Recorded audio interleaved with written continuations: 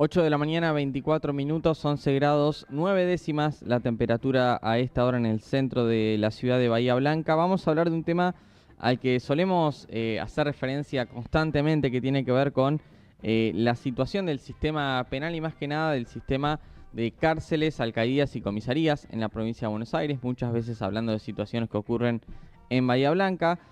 Uno de los organismos que hace muchísimos años que trabaja con esto es la Comisión Provincial por la Memoria en su condición de integrante del Comité Nacional de Prevención de la Tortura, así que básicamente verifican que las normas constitucionales que están establecidas en todo el país para la condición de los detenidos, las ejecuciones de las penas de condenados y personas con prisión preventiva, que son mayoritariamente quienes integran las cárceles, sean las que corresponden. Bueno, hoy se va a presentar un nuevo informe anual, el Sistema de la Crueldad número 18, sí, que elabora anualmente la Comisión Provincial por la Memoria. Para hablar un poco de cuál es la situación, está en línea el secretario de la Comisión Provincial por la Memoria, Roberto Cipriano García. Roberto, buenos días. Julián te saluda. ¿Cómo andás?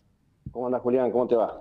Muy bien, Roberto. Bueno, ¿cuáles son las características que tuvo la elaboración de este informe 2023? ¿Hubo algunos informes que tuvieron que ver con la condición de las cárceles durante la pandemia? ¿Hay algún rastro que Sí, haya quedado de lo que fue esa etapa? ¿Cuál es la situación actual en la sí. provincia?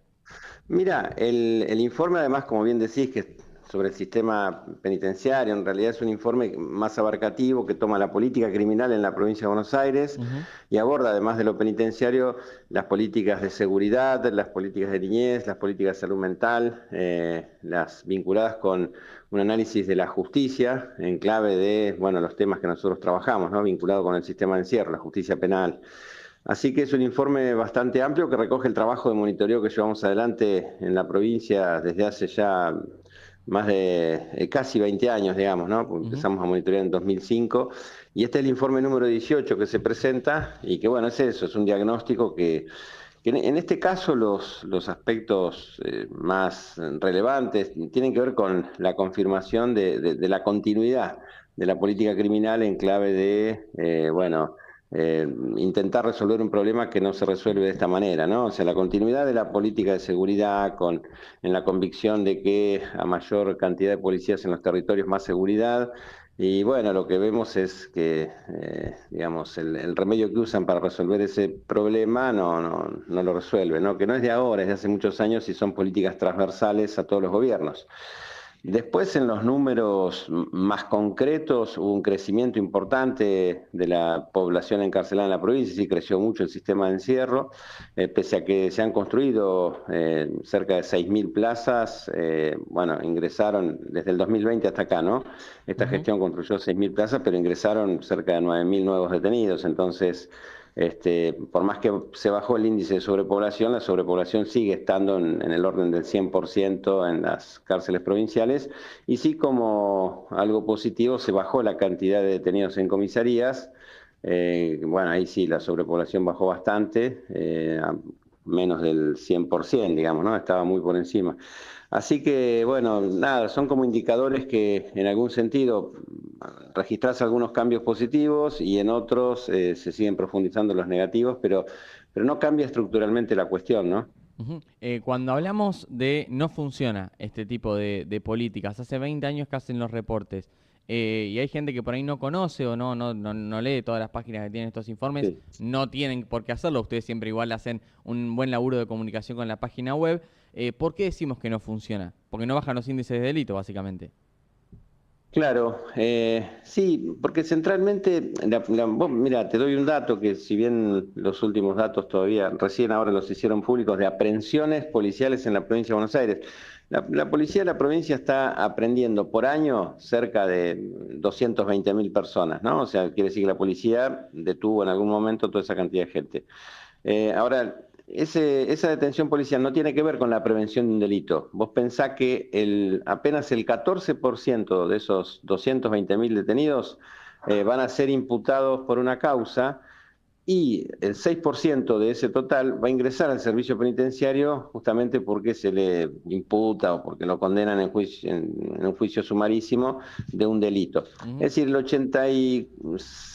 el 86% de las detenciones policiales que vienen ocurriendo en los últimos años, no tienen nada que ver con el delito. Son detenciones que tienen que ver con un control de la población, con control de las poblaciones excluidas, más pobres, ¿no? Es una persecución dirigida particularmente a los pibes jóvenes morochos de las villas, de los barrios populares, y entonces uno dice, bueno, sirve para esta población, en función de un estigma que se construye del enemigo social, que hoy son los pibes pobres, los pibes chorros, como se les llaman, pero en realidad lo que detiene la policía no te garantiza más seguridad porque no detiene a quienes cometen delitos, y mucho menos detienen a aquellos al delito complejo, ¿no? Las redes de narcotráfico, las redes de trata de personas, ¿no? Todo el contrabando, la piratería del asfalto, todos esos delitos no son perseguidos por la fuerza de seguridad y mucho menos atrapados y mucho menos condenados, ¿no? Entonces, bueno, hay una matriz en las políticas de seguridad dirigidas a estos sectores de la población que genera cierta tranquilidad social, ¿no?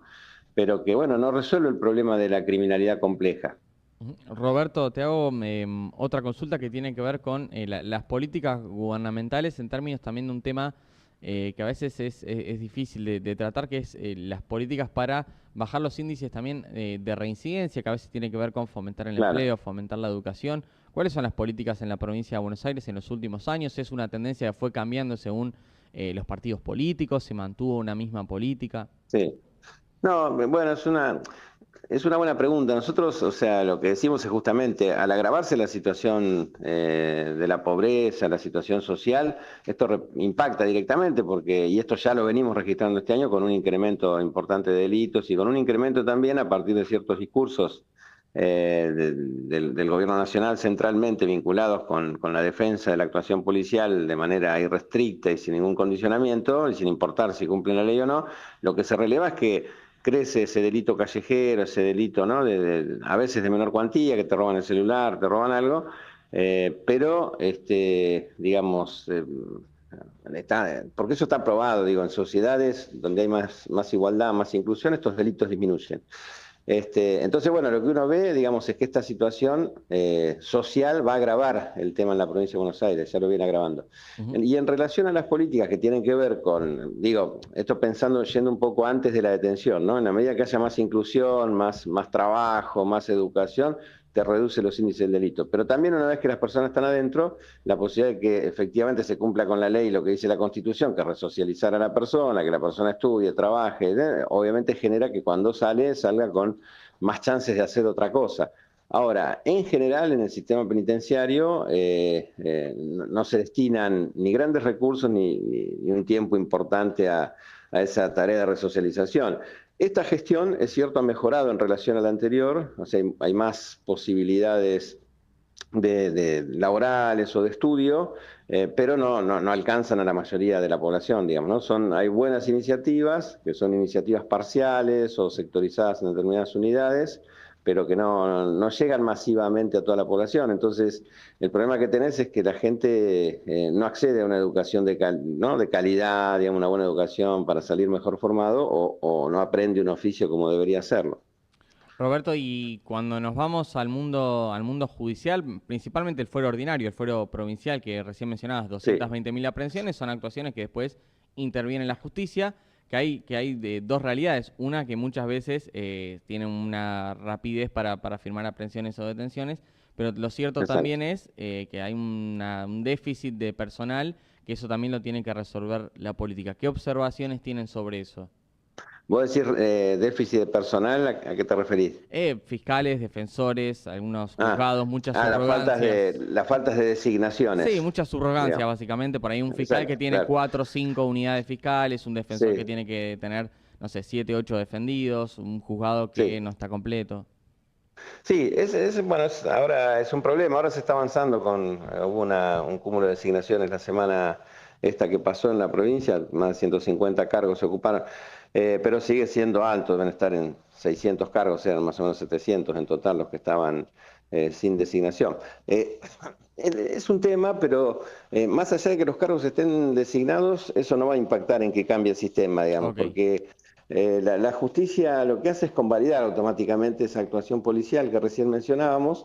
Vos pensás que hay un principio constitucional que establece que nadie puede ser encarcelado sin orden previa de un juez competente, en función de que se supone que cometiste un delito, y en realidad 9 de cada 10 personas que llegan a un fiscal para ser indagados son detenciones policiales sin esa orden previa del juez competente. 9 de cada 10, es decir, por eso nosotros hablamos de la cadena punitiva, una policía que detiene en función de lo que decide perseguir y que tiene que ver no con la prevención del delito, como decía recién, sino con el control de ciertas poblaciones indeseables o consideradas enemigas ¿no? que perjudican la estabilidad social, y la justicia va a convalidar automáticamente esas detenciones. Y esa persona también casi automáticamente va a ser detenida, porque vos pensás que el 50% de las más de 60.000 personas que están detenidas en la provincia de Buenos Aires están en prisión preventiva, es decir, todavía no hay una sentencia judicial que lo condene por el delito que se le imputa. Entonces vos tenés una policía que atrapa y una justicia que convalida automáticamente esa aprehensión, esa detención, sin revisarla, porque no se revisa la actuación judicial, la actuación policial nunca. Y bueno, y así es como funciona entonces esta cadena punitiva de distintos eslabones que después se va a completar con el servicio penitenciario, que va a ser un gobierno violento también de lo carcelario, porque el problema acá es que es la violencia, es la tortura, que sigue siendo una práctica sistemática en la actuación policial, en la actuación penitenciaria, convalidada por la actuación judicial. El año pasado relevamos más de 50.000 hechos de tortura. Entonces, bueno, ahí hay algo de lo que no se resuelve porque es un funcionamiento inherente al sistema y que todas las gestiones van convalidando. Roberto, en este contexto también, esta es la realidad de las cárceles, la describiste muy bien.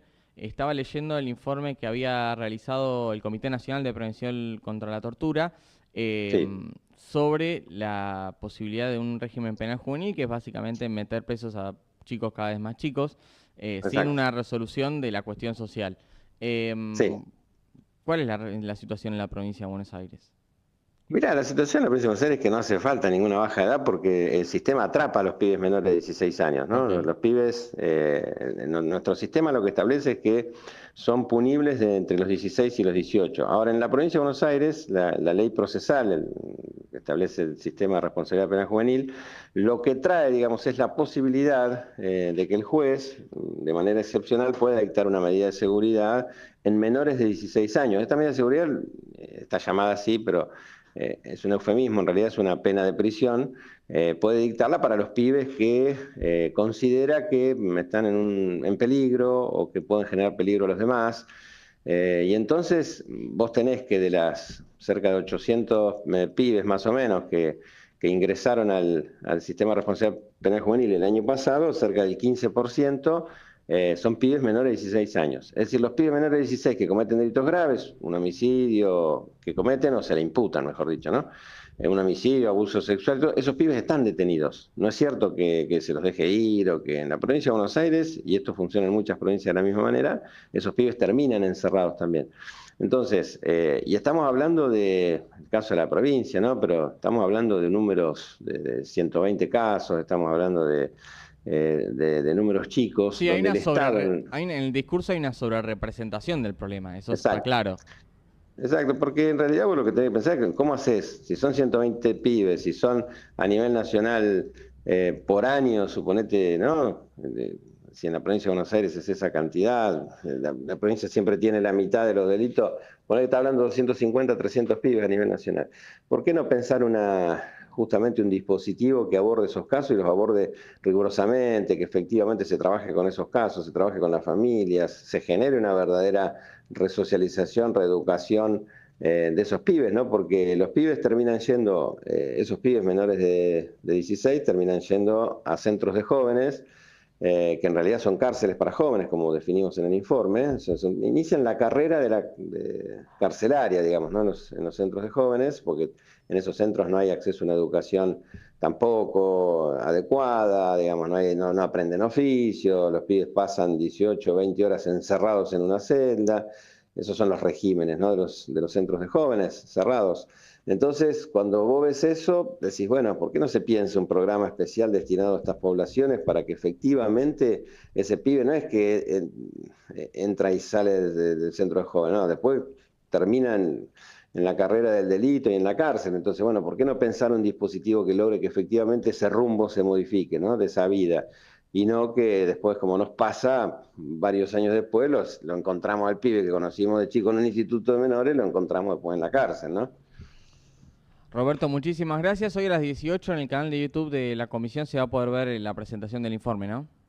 Exactamente, sí, sí, a esa hora se presenta, así que bueno, los invitamos a todos a que puedan participar y ya desde, si no es mañana pasado, va a estar subido en la página web también. Muchísimas